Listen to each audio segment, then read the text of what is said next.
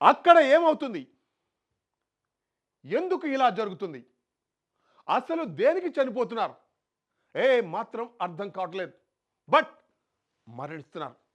ఏదో ఒక చోట అనుకుంటే ఏదోలే అనుకోవచ్చు. బట్ రోజు ఎక్కడో ఒక చోట ఇలాంటి వార్తలు వినవలసి వస్తుంది.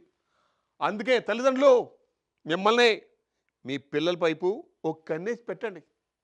మీ పిల్లలు ఎలా ఉన్నారు, వారు ఉన్న చోట పరిస్థితులు ఏంటి అని ఒకసారి గమనించండి.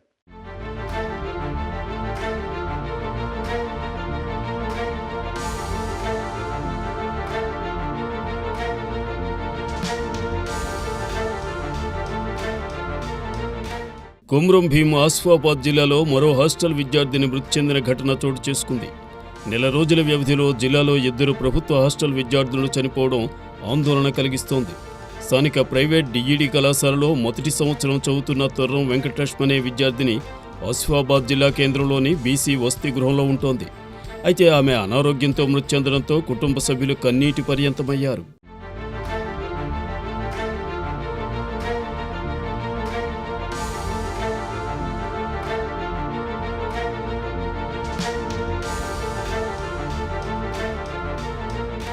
కుమ్రం భీం ఆసిఫాబాద్ జిల్లా బెజ్జూర్ మండలం అందుగులపల్లి గ్రామానికి చెందిన తొర్రం వెంకటలక్ష్మి ఆసిఫాబాద్లోని శ్రీనిధి కళాశాలలో డిఈడి చదువుతోంది. స్థానిక బీసీ పోస్ట్ మెట్రిక్ వసతి గృహంలో అడ్మిషన్ తీసుకుంది. డిఈడి ప్రథమ సంవత్సరం వార్షిక పరీక్షలు ఉండడంతో వారం క్రితమే హాస్టల్కు వచ్చింది. అక్కడి భోజనం నచ్చకపోవడంతో ఎక్కువగా బయట నుంచి పండ్లు తెచ్చుకుంటోంది. అయితే తలనొప్పిగా ఉందని ఒక్కసారిగా కింద పడిపోయింది. సిబ్బంది 108 వాహనంలో జిల్లా కేంద్రంలోని ప్రభుత్వ ఆసుపత్రికి తరలించగా అప్పటికే ఆమె మృతి చెందింది.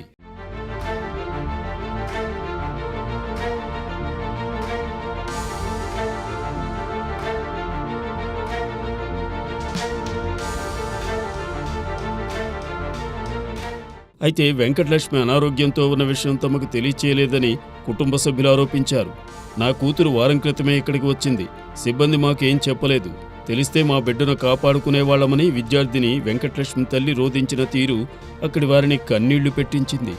అయితే ఆ విద్యార్థిని మృతి చెందిన సమయంలో హాస్టల్ వార్డెన్ కూడా అందుబాటులో లేరు. కుటుంబ సభ్యులకు సమాచారం ఇచ్చినా సకాలంలో ఆసుపత్రికి తీసుకెళ్లిన విద్యార్థిని ప్రాణాలు దక్కేవని విద్యార్థి సంఘాల నాయకులు మండిపడ్డారు.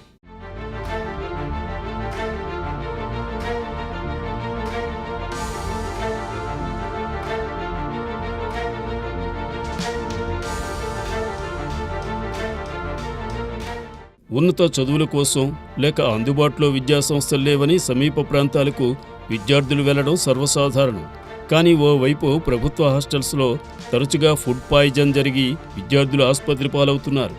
మరోవైపు ప్రైవేటు హాస్టల్స్లో ఉండి చదువుతున్న తమ పిల్లల ప్రాణాలకు రక్షణ లేదని, ఏ క్షణంలో ఏ వార్త వినాల్సి వస్తుందోనని తల్లిదండ్రులు ఆందోళన వ్యక్తం చేస్తున్నారు.